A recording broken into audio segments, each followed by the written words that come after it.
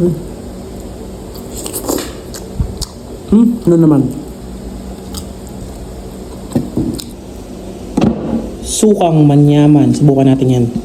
Grabe, ang dami ng mga anik-anik dito, mga chong. Subukan natin kung masarap yung lasa.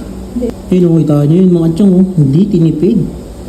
Subukan natin mga chong dito sa talongka. Ayun.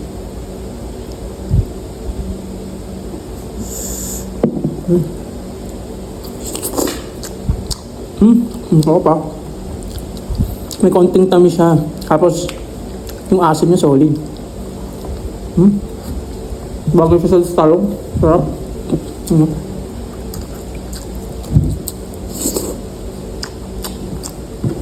Buwan natin mga chong sana. Sa bangus.